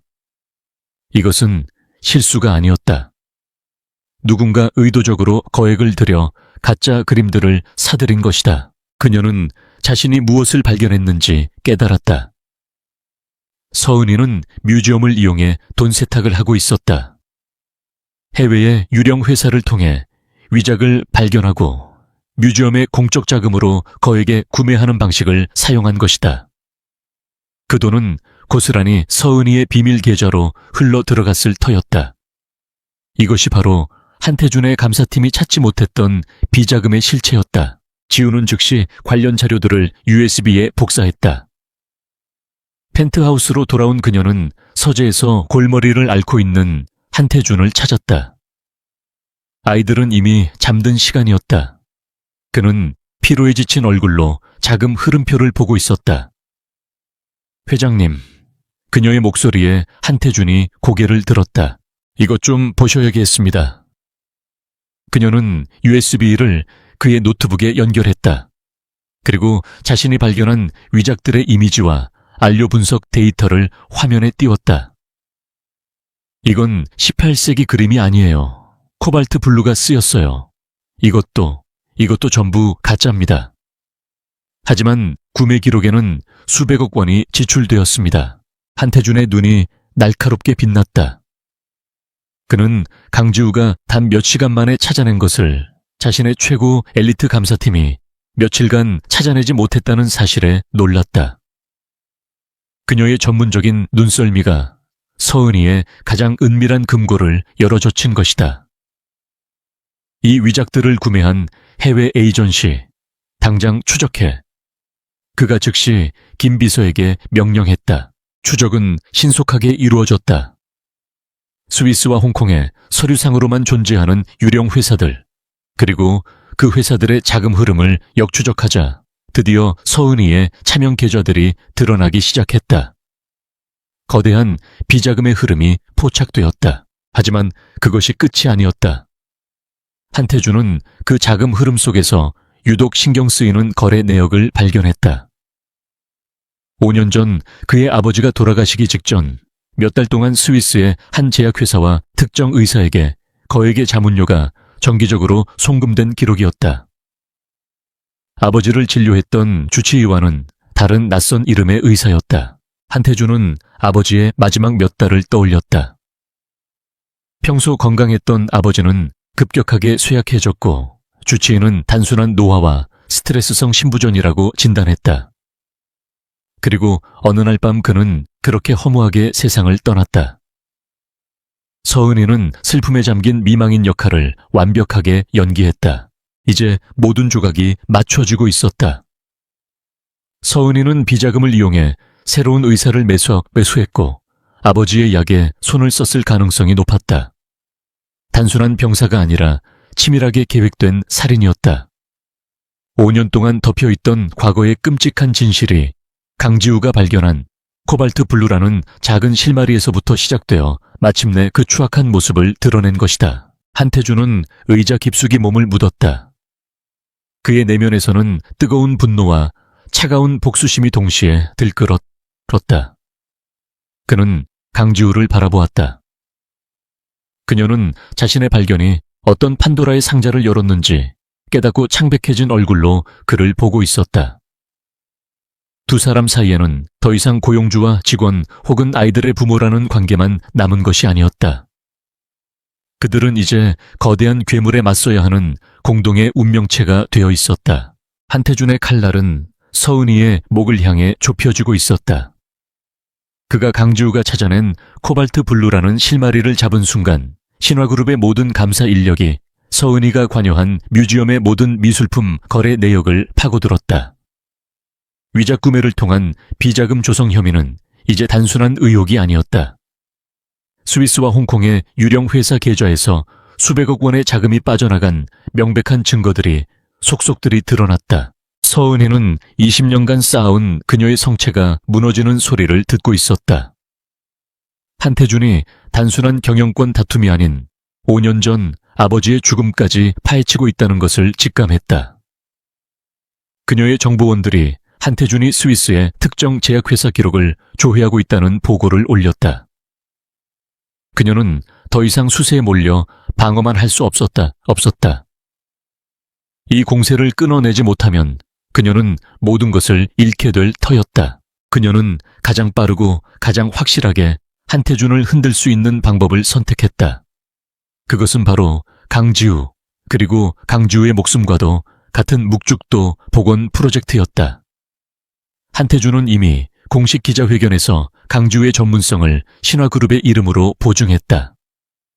만약 그 전문성이 산산조각 난다면, 국보급 문화재를 훼손한 책임을 지게 된다면 강지우는 사회적으로 매장될 것이고 그녀를 비호한 한태준 역시 이 사회의 신뢰를 잃게 될 것이다. 서은이는 치밀하게 움직였다. 그녀는 뮤지엄 관장으로서 묵죽도의 복원 진행 상황을 점검하겠다는 공식적인 이유를 내세웠다. 한태준이 배치한 경호원들은 그녀의 접근까지 막을 수는 없었다. 그녀는 복원실에 들어가 강지우의 작업 과정을 격려하는 척하며 그녀가 사용하는 약품과 도구들을 눈여겨보았다. 그녀의 눈에 결정적인 것이 들어왔다. 강지우는 묵죽도의 마지막 단계인 그림 표면의 미세한 얼룩을 제거하기 위한 특수 중화제를 준비하고 있었다. 이 용액은 아주 미세한 농도 차이로도 그림에 치명적인 손상을 줄 수 있어 그녀가 매일 아침 직접 배합하고 있었다. 서은이는 그녀의 배합 레시피와 보관 용기를 정확히 기억해 두었다. 그날 밤 펜트하우스에서 아이들을 재우고 있던 강지우는 뮤지엄 보안팀으로부터 긴급 연락을 받았다. 복원실의 한권학습 시스템에 에러가 발생했다는 보고였다. 묵죽도는 100년이 넘은 비단에 그려진 그림이라 단 10분의 습도, 변화로도 돌이킬 수 없는 변형이 올 수 있었다. 지우는 사색이 되어 펜트하우스 전용 엘리베이터를 타고 복원실로 달려갔다. 한태준의 경호원들이 그녀를 따라붙었다. 복원실에 도착하자 시스템은 다행히 안정을 되찾은 듯 보였다. 아마도 센서 오류였던 것 같습니다. 보안팀장이 말했다. 지우는 가슴을 쓸어내리며 묵죽도의 상태부터 확인했다.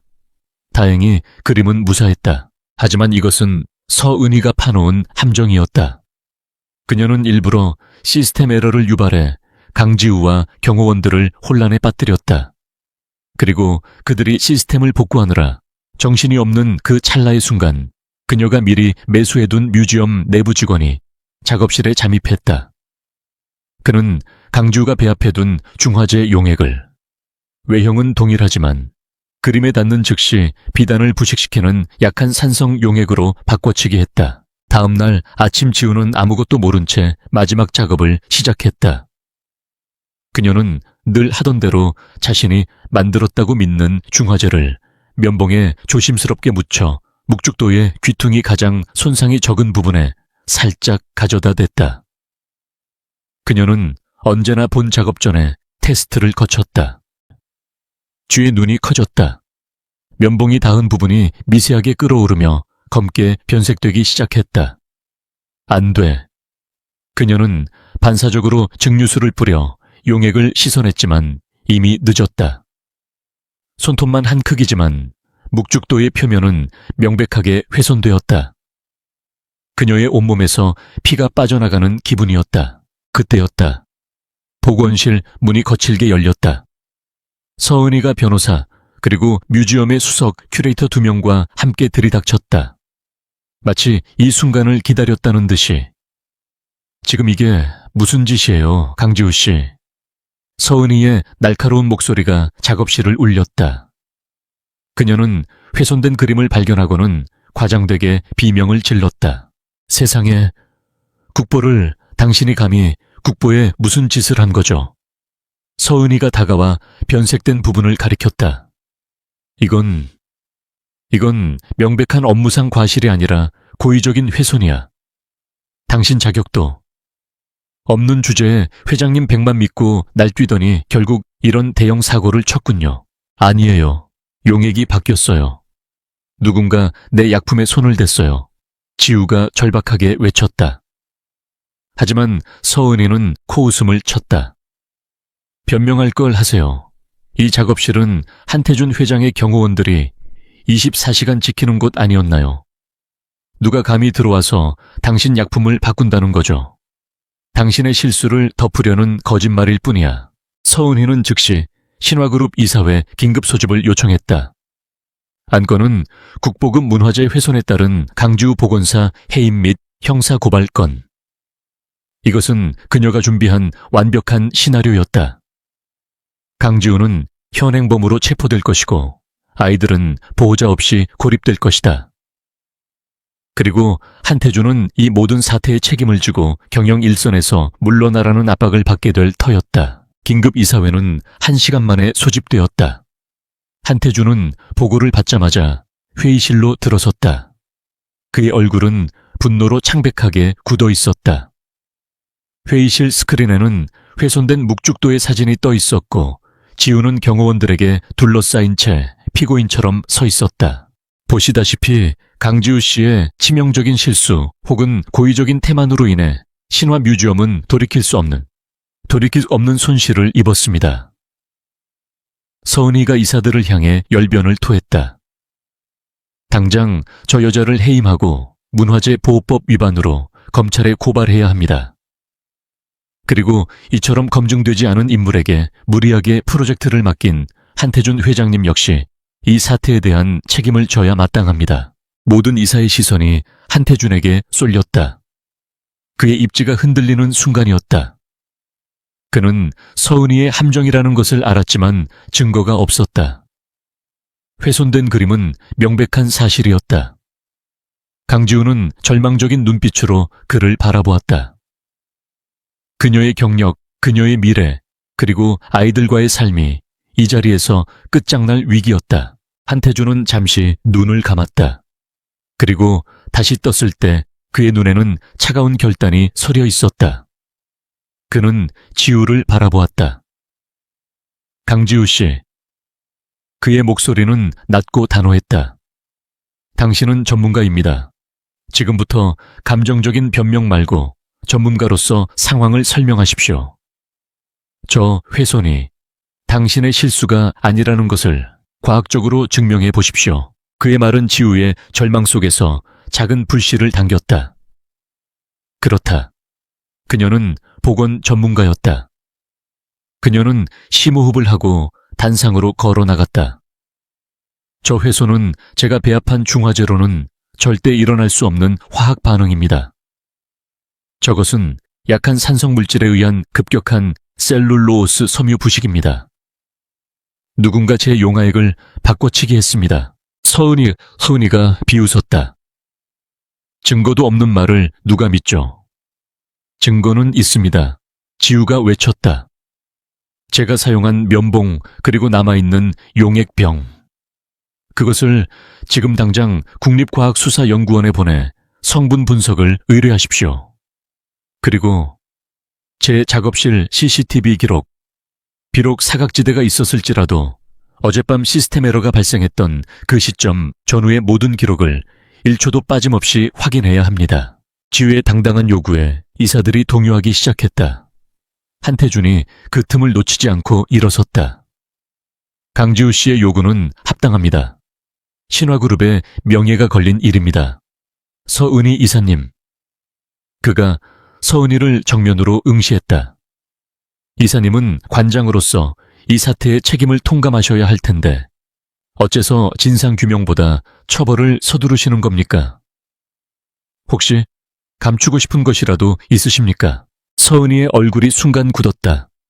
한태준의 역공이었다. 지금 무슨 말을 이사회는 정회합니다. 한태준이 의사봉을 두드렸다. 외부 독립기관의 조사가 끝날 때까지 강지우 씨의 모든 처분은 보류합니다. 그리고 김비서. 그는 문께에 서 있던 김비서에게 명령했다. 지금 즉시 어젯밤 뮤지엄 보안팀 전원과 시스템 관리자 그리고 강지우 씨 작업실 출입 기록이 있는 모든 인원을 대기시켜 회장 직권으로 직접 신문하겠다. 서은이는 자신의 계획이 빗나갔음을 깨달았다. 강지우를 즉시 감옥에 보내려던 계획은 무산되었다.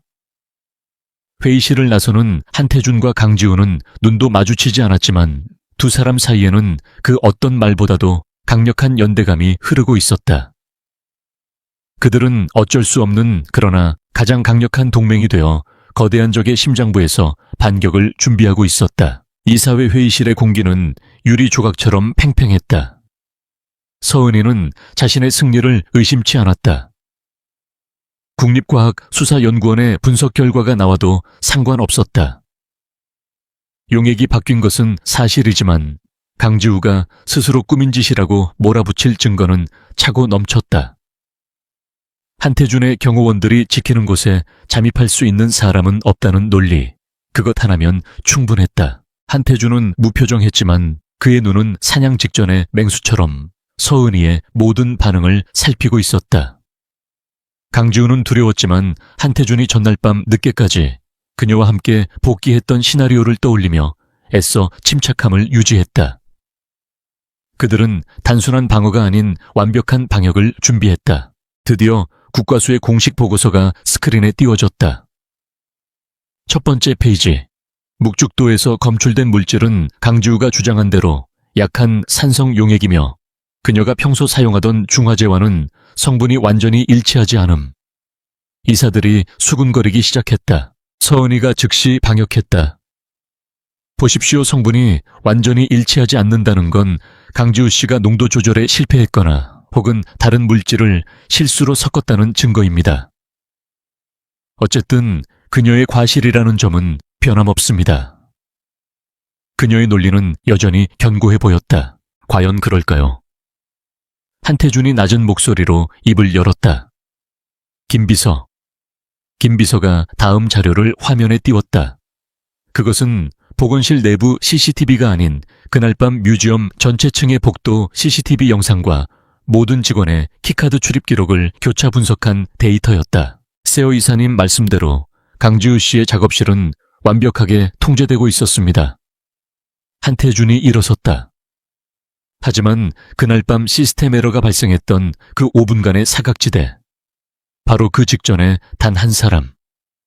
이사님의 직속 비서실 소속인 박 큐레이터가 그 층의 비상계단을 이용한 기록이 확인되었습니다. 화면에는 박 큐레이터가 황급히 비상계단으로 사라지는 뒷모습이 잡혀 있었다. 서은이의 얼굴이 미세하게 굳었지만 그녀는 태연하게 반박했다. 그게 뭐 어쨌다는 겁니까? 시스템 에러를 확인하러 갔을 수도 있죠. 관장 비서실의 당연한 업무입니다. 그걸로 사람을 공범으로 모는 겁니까? 물론 그것만으로는 부족하죠. 한태준이 차갑게 웃었다. 그래서 저희 감사팀이 박 큐레이터의 계좌도 확인해 봤습니다. 다음 화면. 바로 오늘 아침 박 큐레이터의 차명 계좌로 홍콩에서 거액의 자금이 입금된 내역이 떴다. 서은희의 호흡이 순간 거칠어졌다. 그 자금의 출처가 어딘지 아십니까, 이사님? 한태준이 그녀를 똑바로 응시했다. 강지우 씨가 발견했던 이사님께서 위작을 구매할 때 사용했던 바로 그 유령 회사였습니다. 회의실이 폭발할 듯 술렁였다. 모든 조각이 맞춰졌다. 위작 구매를 통한 비자금 조성, 그리고 그 비자금을 이용해 내부 직원을 매수 국보급 문화재를 훼손하고 강지우에게 뒤집어 씌우려 한 정황. 서은이의 완벽했던 시나리오에 거대한 균열이 생겼다. 교진말 전부 조작이야. 서은이가 비명을 질렀다. 한태준, 네가 저 계집을 감싸려고 이 모든 걸 꾸며낸 거야. 증거도 없는 음해일 뿐이라고. 증거가 없다고 하셨습니까? 한태준은 기다렸다는 듯이 다음 파일을 열었다. 그것은 강지우가 찾아냈던 코발트 블루 위작 그림의 구매 계약서 원본이었다. 그리고 그 계약서 하단에 서명된 서은이의 친필 서명. 이 서명이 조작입니까? 그것으로 끝이 아니었다. 이사님은 이 비자금으로 단순히 위장만 사들인 게 아니더군요. 한태준의 목소리는 이제 얼음 조각처럼 날카로워졌다. 그는 마지막 파일을 열었다. 그것은 5년 전 서은이의 유령 회사가 스위스의 한 의사에게 거액의 자문료를 송금한 기록이었다. 5년 전 제 아버지가 돌아가시기 직전 이사님은 아버지의 주치에 몰래 스위스에서 의사를 고용했습니다. 한태준이 송금 내역서를 스크린 가득 채웠다. 공교롭게도 이 의사, 불법 안락사 시술 혐의로 면허가 박탈된 인물이더군요. 이사님, 그가 서은이를 향해 한 걸음 다가섰다. 당신이 내 아버지를 죽였어. 정적이 흘렀다. 살인이라는 단어는 모두를 얼어붙게 만들었다. 서은이는 자신이 완전히 코너에 몰렸음을 깨달았다. 횡령 배임 문화재 훼손 교사, 그리고 이제는 존속 살해 혐의까지 그녀의 모든 것이 무너져 내리고 있었다. 그녀는 이성을 잃었다. 네가 감히 이 모든 게 내 것이었어. 신화는 내 아들 주혁이의 것이었다고 너랑 내 애비랑 그리고 저 천박한 계집애 때문에. 그녀가 괴성을 지르며 한태준에게 달려들었다. 하지만 그녀가 태준에게 닿기도 전에 회의실 뒷문이 열렸다. 한태준이 미리 연락해둔 검찰 수사관들과 보안 요원들이 들이닥쳤다. 서은희 씨, 특정경제범죄, 가중처벌 등에 관한 법률 위반 및 살인교사 혐의로 긴급 체포합니다. 수사관들이 그녀의 팔을 붙잡고 미란다 원칙을 고지했다. 이거 놔 날 놓으라고. 서은이가 발버둥치며 끌려나갔다. 모든 것이 끝난 것처럼 보였다. 강지훈은 다리에 힘이 풀려 주저앉을 뻔했다. 한태준이 그녀의 팔을 잡아주었다. 바로 그때 끌려나가던 서은이가 문 앞에서 멈춰 섰다. 그녀는 두 사람을 돌아보며 소름 끼치는 웃음을 터뜨렸다. 하하하하하. 이겼다고 생각해. 너희들이 정말 이겼다고 생각해. 내 마지막 선물이 아직 남아있는데. 한태준의 심장이 차갑게 내려앉았다. 무슨 짓을 한 거야? 네가 가장 아끼는 것들. 서은이가 속삭였다. 내 핏줄, 그 5마리 새끼들. 내가 무너지면 펜트하우스도 무너질 거야. 아주 깨끗하게. 네 아버지처럼. 그 순간 한태준의 휴대폰이 울렸다. 발신자 표시 제한. 문자 메시지 한 통. 펜트하우스 거실에서 평화롭게 잠들어 있는 5아이의 사진. 그리고 그 아래 작게 표시된 가스 누출 감지기 에러얼. 그리고 서은이의 또 다른 하수인이 보낸 메시지. 회장님이 체포되는 즉시 작은 스파크면 충분합니다. 지우씨 뛰어. 한태준이 절규하듯 외쳤다. 그는 지우의 손을 잡고 회의실을 뛰쳐나갔다. 이사회고 뭐고 눈에 들어오지 않았다. 그는 자신의 보안용 무정이에 고함을 질렀다. 코드 레드 펜트하우스 가스 누출 전원 진입해. 당장 두 사람은 비상 엘리베이터로 향했다. 그 짧은 상승 시간이 지옥처럼 느껴졌다. 지우는 울부짖으며 기도했다. 제발, 제발 아이들만은. 한태준은 엘리베이터 벽을 주먹으로 치며 보안팀을 독려했다. 잠금장치 강제 해제해. 창문 깨고 진입해. 늦으면 다 죽어. 아디딩. 펜트하우스 문이 열렸다. 희미한 가스 냄새가 코를 찔렀다. 아이들은 아직 거실 소파에서 잠들어 있었다. 그리고 그들 옆에 서은이가 심어둔 마지막 하수인 정체를 숨기고 있던 가사 도우미가 라이터를 손에 쥔 채 서 있었다. 움직이지 마. 여자가 광기 어린 눈으로 웃었다. 이사님을 풀어주지 않으면 다 같이 가는 거야. 원하는 게 뭐야? 한태준이 아이들을 보호하려는 듯 앞을 가로막으며 물었다. 시간 끌 생각 마. 여자가 라이터를 켜려던 순간 지우가 행동했다. 그녀는 이탈리아어로 아이들을 향해 소리쳤다. 아데쏘, 초레테담에 지금이야 엄마한테 달려와. 5년간 훈련된 아이들은 반사적으로 눈을 뜨고 지우를 향해 일제히 몸을 날렸다. 여자가 당황한 사이 한태준이 몸을 날려 여자를 덮쳤다. 동시에 펜트하우스의 거대한 통유리창이 박살나며 검은 제복을 입은 한태준의 직속 경호팀이 옥상에서 로프를 타고 쏟아져 들어왔다. 그들은 순식간에 여자를 제압하고 가스 밸브를 잠갔다. 모든 것은 단 10초 만에 일어났다. 한태준은 거친 숨을 몰아쉬며 바닥에 쓰러진 여자를 노려보았다. 지우는 거실 한가운데서 5아이를 미친 듯이 끌어안고 흐느끼고 있었다. 하늘, 바다, 산들, 별. 아이들은 겁에 질려 엄마의 품에서 울음을 터뜨렸다. 한태준이 천천히 그들에게 다가갔다. 그는 망설이다가 떨리는 손을 뻗어 울고 있는 지우와 아이들의 머리 위를 감쌌다. 그의 거대한 몸이 그들 모두를 품에 안는 듯 했다. 길고 길었던 악몽이 마침내 끝나는 순간이었다. 검찰청으로 이송되던 차 안에서 서은이는 작전 실패 보고를 받고 마침내 모든 것을 포기한 듯 눈을 감았다. 펜트하우스에 깨진 유리창 사이로 차가운 밤 공기가 스며들었다. 희미한 가스 냄새가 서서히 흩어지는 동안 강지우는 5아이를 부서져라 끌어안고 바닥에 주저앉아 있었다. 아이들의 울음소리와 보안팀의 다급한 무전소리가 뒤엉켜 아수라장이었다. 한태준은 제압당한 가사 도우미를 싸늘하게 내려다본 뒤 지우와 아이들에게 다가왔다. 그는 망설였다. 평생 누군가를 위로하는 법을 배우지 못한 남자였다. 하지만 그는 무릎을 꿇었다. 그리고 자신의 거대한 손으로 울고 있는 아이들과 지우의 어깨를 한꺼번에 감쌌다. 그것은 서툴지만 견고한 방패처럼 느껴졌다. 끝났어. 그가 낮게 중걸거렸다. 다 끝났어. 서은이의 체포와 그녀가 저지른 끔찍한 범죄들은 대한민국을 뒤흔들었다. 신화그룹의 주가는 폭락했고 한태준은 경영 인생 최대의 위기에 직면했다. 아버지의 죽음이 타살이었다는 충격, 그리고 자신이 그동안 새어머니의 거대한 그물 속에서 놀아났다는 자괴감이 그를 덮쳤다. 하지만 그는 무너질 시간이 없었다. 그에게는 지켜야 할 5아이가 있었다. 한태준은 무자비할 정도로 신속하게 움직였다. 그는 이사회를 다시 소집하고 서은이가 저지른 모든 비자금 내역과 살인교사 혐의를 입증하는 증거를 공개했다.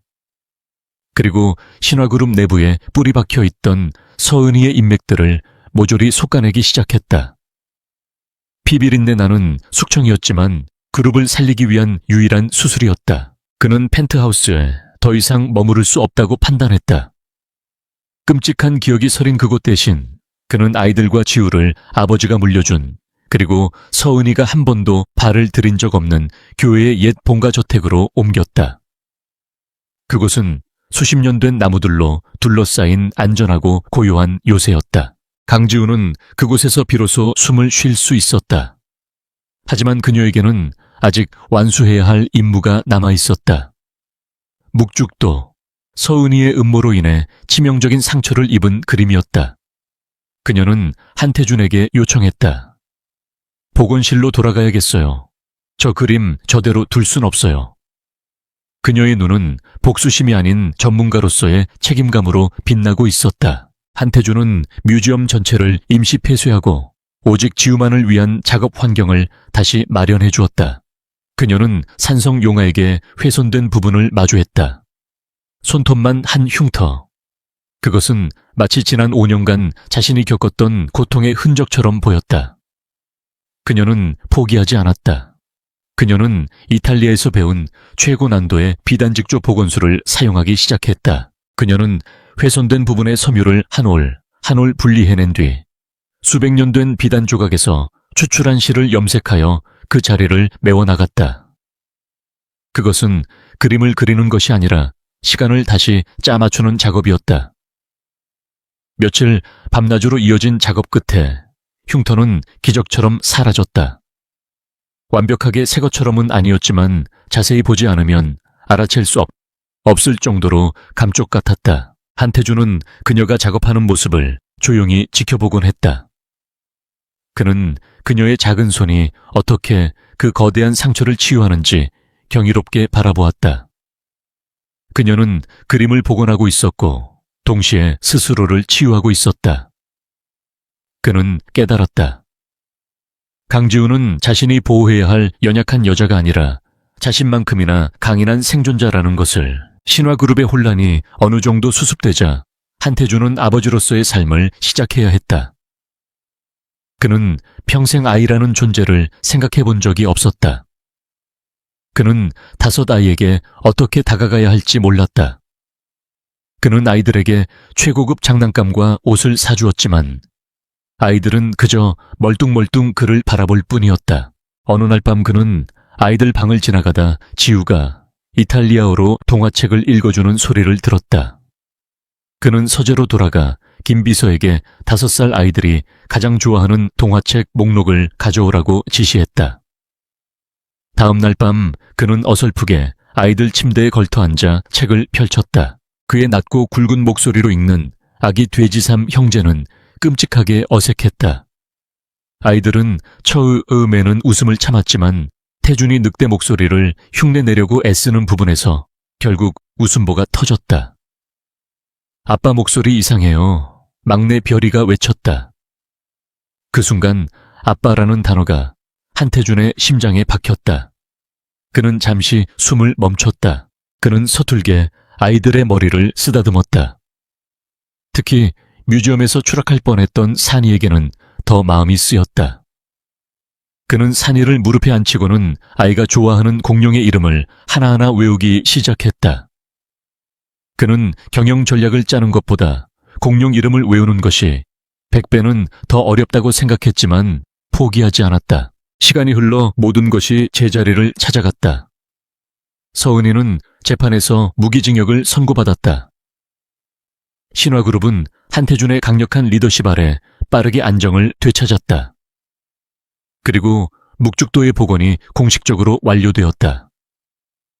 뮤지엄은 재개관과 함께 특별 전시회를 열었다. 전시회의 중심에는 완벽하게 복원된 묵죽도가 있었다. 수많은 언론과 전문가들이 모였다. 강지우는 단상에 섰다. 그녀는 더 이상 도망자가 아니었다. 복원 과정에서 예기치 못한 훼손이 있었습니다. 그녀는 솔직하게 고백했다. 하지만 복원이란 과거의 상처를 무조건 지우는 것이 아니라 그 상처까지도 끌어안고 미래로 나아갈 힘을 주는 과정입니다. 그녀의 연설은 모든 이에게 깊은 감동을 주었다. 기자회견이 끝난 후 한태준이 5 아이의 손을 잡고 단상으로 올라왔다. 카메라 플래시가 미친 듯이 터졌다. 그는 마이크를 잡고 공식적으로 선언했다. 제게는 5년 동안 모르고 지냈던 소중한 아이들이 있습니다. 그리고 이 아이들의 어머니이자 신화뮤지엄의 가장 훌륭한 전문가인 강지우 씨가 여기 있습니다. 그는 지우를 바라보았다. 우리는 서류상의 부부로 시작했지만 이제 진정한 가족이 되려 합니다. 그것은 청혼이었지만 동시에 세상 모든 위협으로부터 그들을 지키겠다는 맹세였다. 지우는 눈물을 글썽이며 고개를 끄덕였다. 몇 달 후 따뜻한 봄날의 오후, 저택의 넓은 정원에서 5 아이가 뛰놀고 있었다. 하늘이와 바다는 축구를 하고 있었고 산이와 들은 나무 아래서 로봇을 조립하고 있었다. 막내 별이는 꽃밭에서 그림을 그리고 있었다. 아이들의 웃음소리가 정원 가득 울려 퍼졌다. 강지우는 벤치에 앉아 그 모습을 스케치하고 있었다. 그녀의 얼굴에는 5년 만에 처음으로 완벽한 평온함이 깃들어 있었다. 그때 한태준이 슈트 재킷을 벗어든 채 그녀 옆에 앉았다. 그는 복잡한 서류 대신 아이들을 바라보고 있었다. 이탈리아가 그립진 않아. 그가 조용히 물었다. 지우는 스케치북에서 눈을 떼지 않고 대답했다. 가끔요. 하지만 내 세상은 이제 여기 있어요. 그녀는 아이들을 가리켰다. 그리고 자신도 모르게 그를 힐끗 쳐다보았다. 그때 별이가 넘어져 무릎이 까졌다. 아이는 울음을 터뜨리며 지우가 아닌 한태준에게 달려갔다. 아빠 아파호 해줘요. 태준은 당황했지만 곧 아이를 안아 올려 서툰 솜씨로 무릎에 흙을 털어주고는 입김을 불어넣었다. 괜찮아, 별아. 아빠가 있잖아. 강지우는 그 모습을 보며 조용히 미소 지었다. 그들의 시작은 재앙이었고 과정은 전쟁이었다. 하지만 그들은 마침내 서로의 상처를 복원하고 5개의 보석 같은 아이들과 함께 새로운 미래를 그려나가기 시작했다. 재벌의 첫날 밤 도망쳤던 그녀는 이제 세상 그 누구보다 강한 여자이자 아내이자 5 아이의 엄마로 다시 태어난 것이다.